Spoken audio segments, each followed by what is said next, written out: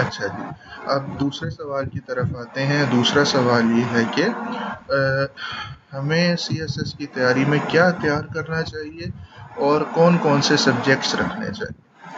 تو یہ بھی بات یہی ہے کہ سی ایس ایس کی تیاری کے لیے کرنا کیا ہے۔ وہ تو سمپل ہے کہ سی ایس ایس کا جو سلیبس ہے وہ ایف پی ایس سی کی ویب سائٹ پر موجود ہے، آپ اس کو وہاں سے ڈاؤن لوڈ کریں اور ہر سلیبس کو اس کے ٹاپک بائی ٹاپک تیار کریں۔ اچھا، اس کے بعد یہ ہے کہ ایک ساتھ ہی ضمنی سوال آتا ہے کہ تیاری کرنی کہاں سے ہے۔ تو سب سے آسان، سب سے بہتر اور مناسب طریقہ جو اوتھینٹک ہے، جو آپ کو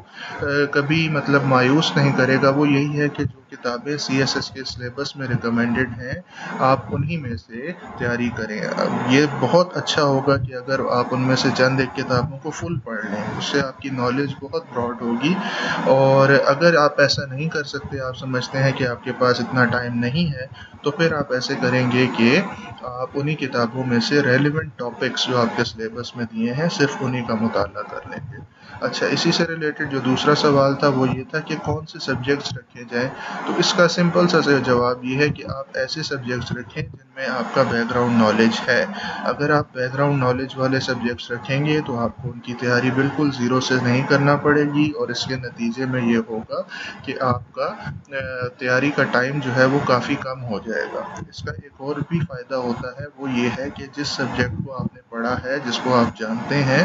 اگر پیپر ایسا آ جائے جو بہت ٹف ہو، تو آپ پھر بھی اس کے بارے میں کچھ نہ کچھ لکھ لیں گے، آپ گھبرائیں گے نہیں، آپ کو آئیڈیا ہوگا کہ میں نے کیا جواب دیے ہیں۔ لیکن کوئی ایک ایسا نیا سبجیکٹ جس میں آپ کی جو نالج ہے وہ سپرفیشل یا سطحی لیول کی ہے، تو اگر اس سے بہت گھما پھرا کے پیپر دے دیں تو آپ میں وہ کانفیڈنس نہیں ہوگا پیپر اٹیمپٹ کرتے ہوئے۔ آپ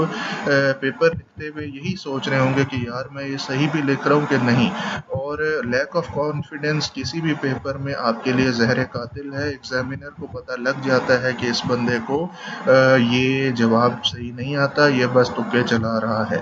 تو یہ بھی ایک فائدہ ہوگا کہ آپ اپنے وہی سبجیکٹس رکھیں جن میں آپ کو بیک گراؤنڈ نالج ہے۔ اس کے علاوہ اگر بیک گراؤنڈ کی نالج والے سبجیکٹس آپ نہیں رکھنا چاہتے تو دوسرا فیکٹر جو ہے وہ یہ ہے کہ آپ سبجیکٹس سلیکٹ کرتے ہوئے وہ سبجیکٹس چوز کریں جن کا آپ کو انٹرسٹ ہے۔ جیسے مجھے ذاتی طور پر پاکستان اسٹڈیز اور سوشل سائنسز کے سبجیکٹس بہت زیادہ پسند ہیں، تو میں نے ان کو رکھا۔ اور اس میں بھی یہ تھا کہ یورپین ہسٹری اور سوشولوجی اور اس کے علاوہ پبلک ایڈمنسٹریشن، یہ ایسے سبجیکٹس تھے جن کو میں نے اتنا زیادہ نہیں پڑھا، لیکن کیونکہ یہ میرا انٹرسٹ ہے میں نے یہ رکھے، تو ان کی تیاری میں مجھے ٹائم نسبتاً کم لگا۔ تو اسی طرح کی جو ریزننگ ہے آپ نے بھی کرنی ہے کہ جو سبجیکٹ بیک گراؤنڈ نالج کے علاوہ آپ رکھنا چاہ رہے ہیں ان میں آپ دوسرا فیکٹر ان کی سلیکشن کے لیے اپنا انٹرسٹ کو رکھیں۔ تیسری جو بات ہے اس حوالے سے وہ بھی اہم ہے، وہ یہ ہے کہ اگر آپ کو نہ اس میں بیک گراؤنڈ نالج ہے، نہ آپ کا انٹرسٹ ہے، اور آپ کوئی سبجیکٹ رکھنا چاہ رہے ہیں، تو آپ ایسے کریں کہ آپ اس کو سلیبس کو ایک نظر دیکھ لیں، اور آپ سلیبس کا باہم آپس میں کمپیریزن کر لیں جو ایسے سبجیکٹس ہیں، اور دیکھیں کہ کون سا سبجیکٹ آپ جس کو آپ کر سکتے ہیں۔ اس کو میں کہتا ہوں ڈو ایبلٹی فیکٹر۔